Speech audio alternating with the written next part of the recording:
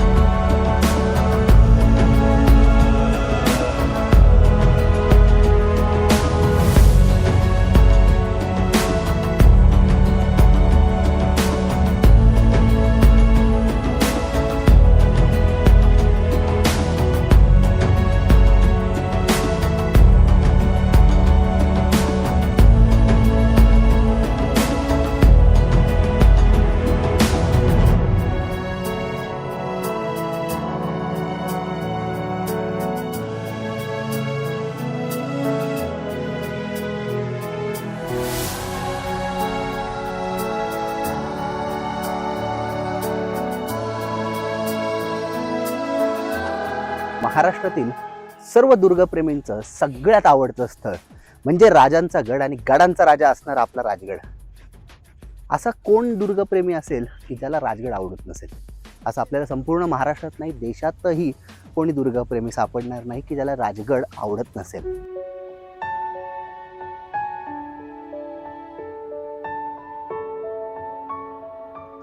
वाजेघरमधून आपण गडाच्या पाली दरवाजात पोहोचतो. पाली दरवाजा म्हणजे आजकालचा राप्त्याचा एक प्रमुख मार्ग. साधारण पायथ्यापासून तासाभराच्या चढाईने आपण किल्ल्यावर जातो.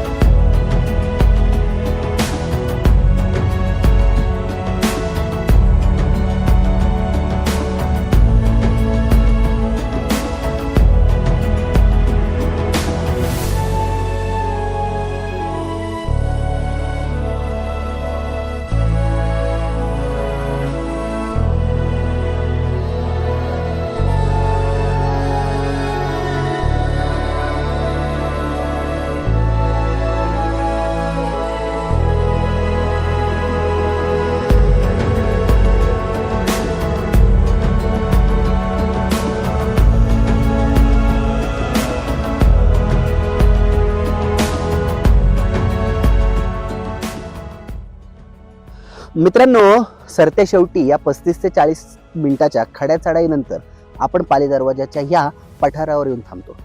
राजगड अर्थातच राजांचा गड. छत्रपती शिवराय, आपले छत्रपती शिवराय या किल्ल्यावर 25 वर्ष वास्तव्यास होते. येथील एक एक वास्तू, एक एक दगड, एक एक चिरा आपल्याला महाराजांच्या अस्तित्वाची येथे आल्यावर जाणीव करून देतात. हा राजगड म्हणजे आपल्यासाठी काशी, वृंदावन, मथुरा, वाराणसी, पंढरी या इतकाच तीर्थक्षेत्र म्हणून आपल्यासाठी वंदनीय आहे. त्यामुळे येथे आल्यावर आपण येथे कचरा न करणं किंवा येथे निसर्गाला हानी पोहोचेल अशी कोणतीही कामे न करणं हे आपलं एक आद्य कर्तव्य म्हणून आपण सगळ्यांनी जपलं पाहिजे. छत्रपती शिवाजी महाराज की जय.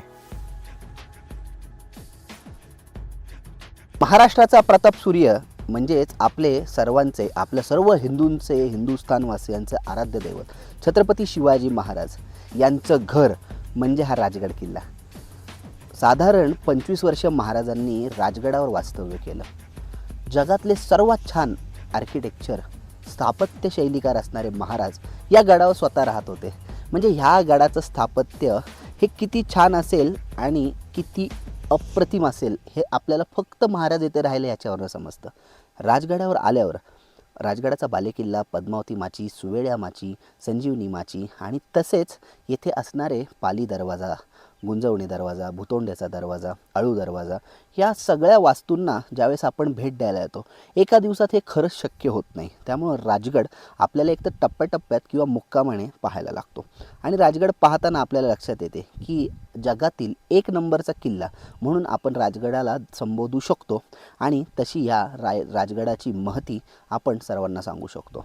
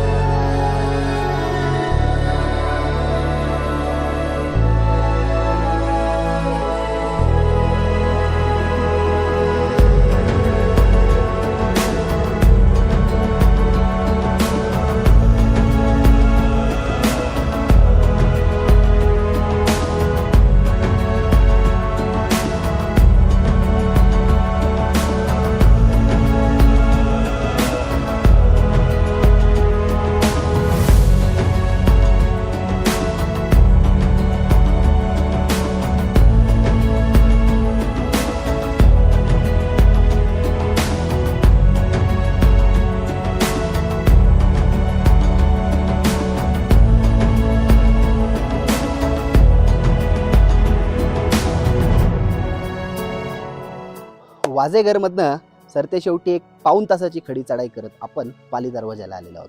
पाली दरवाजा हे नाव ऐकलं की आपल्या लक्षात येईल की छत्रपती शिवराय राजगडावर असताना या दरवाजातनं किती वेळा आले गेले असतील. या प्रत्येक दगडाला, ह्या प्रत्येक मातीला महाराजांची चरणधूळ असेल. तर येथे येताना आपण आधी नतमस्तकच व्हायचं आणि मग आपला राजगडाचा पुढचा ट्रेक करायचा. जय शिवराय. तर आता या फाट्याला आपण आहोत. मागे माझ्या गेलो बालेकिल्ल्याला आणि नंतर गेलो म्हणजे पद्मावती माती कडून आपण उजवीकडे वरती येत आपण जातो. आपण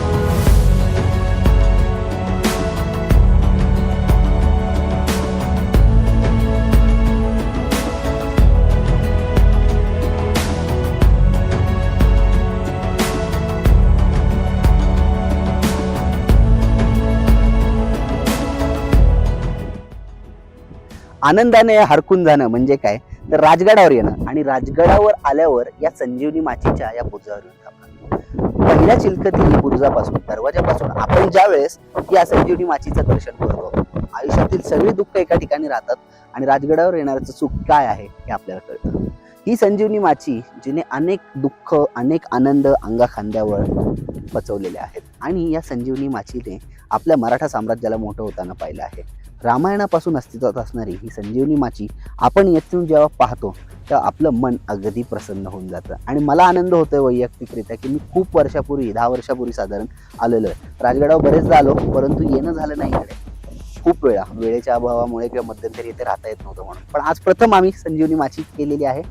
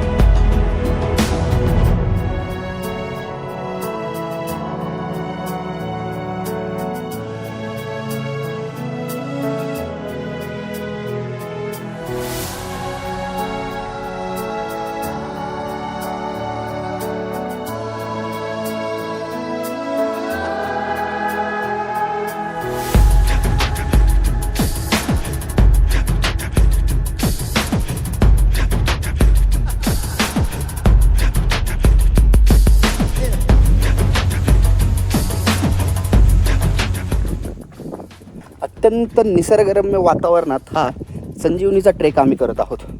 आपण हा संपूर्ण व्हिडिओ नक्की पहा.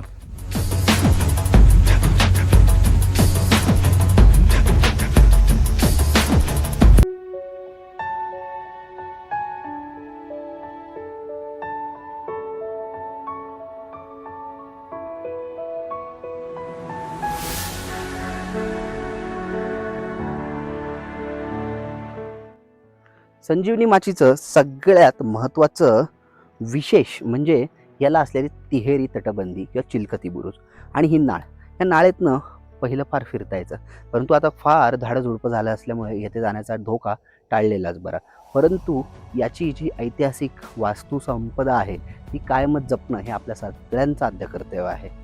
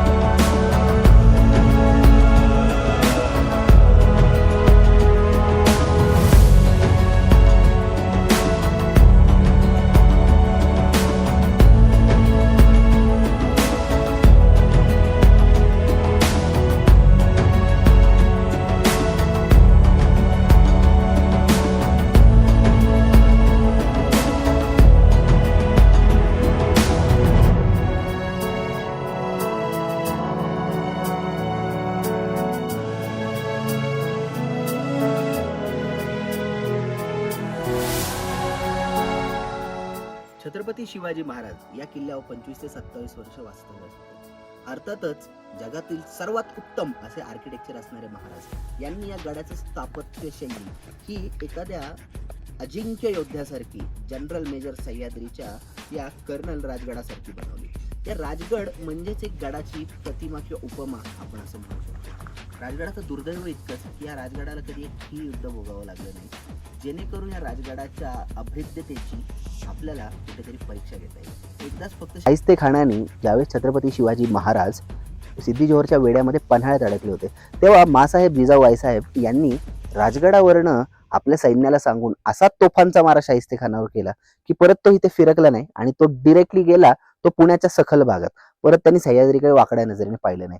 आणि नंतर छत्रपती शिवाजी महाराजांनी ही राजधानी राजगडावरनं रायगडावर न्यायचं कारण म्हणजे की हा पुणे भागातला हा सगळ्यात महत्वाचा प्रदेश, जेणेकरून मराठा साम्राज्याची राजधानी, तर कुठलंही अटॅक आक्रमण हे इथं.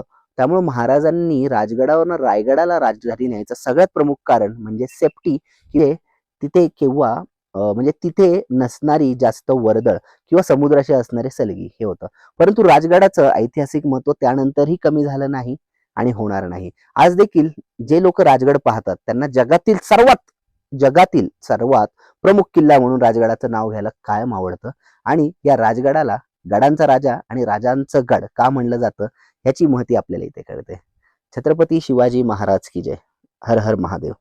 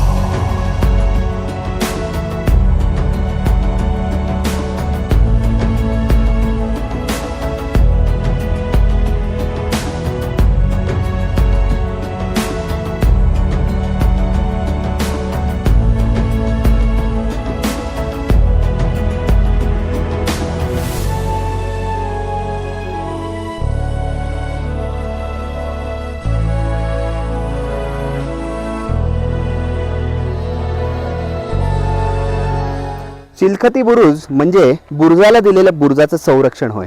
तर या तिहेरी बुरुजाला चिलखती बुरुज म्हटलं जातं. या संजीवनी माचीवर सर्वात जास्त चिलखती बुरुज आहेत.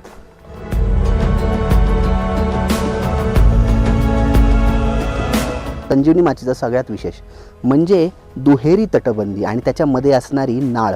या नाळेतनं आपल्याला पावसाळा नसेल तर चालता येतं. अनेक किल्लप्रेमी हे येतात आणि या नाळेतनं चालतात. आता आपण पावसाळ्याच्या थोडंसं आसपास असल्यामुळे येथे आपल्याला खाली जास्त उतरता येणार नाही आणि वन्यजीवांचा धोका असल्यामुळे किंवा सरपटणाऱ्या प्राण्यांचा धोका असल्यामुळे आपण देखील या दिवसात येथे खाली जाणं टाळावं. पण आपण जर पाहिलं तर एक माणूस फिरू शकेल अशी याची जागा आहे आणि किमान 15 ते 20 फूट खोल हे आज आपल्याला आजच्या काळात जमान्यात पाहता येत आहे. जर विचार करू शकतो आपण याच्या वैभवाच्या काळात हे किती भव्य दिव्य असेल. संजीवनीला खाली उतरायला खूप मार्ग आहेत, त्यापैकीच हा एक मार्ग. आणि येथून सरळ आपण संजीवनी माचीची ही सलग तटबंदी पाहू शकतो आणि त्याचे तिन्ही येणारे बुरुज, सदरेचे बुरुज.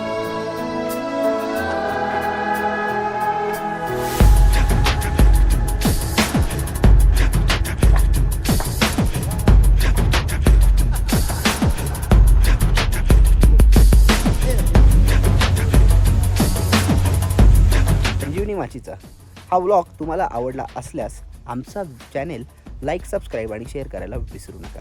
छत्रपती शिवाजी महाराज की जय. जय हिंद, जय महाराष्ट्र.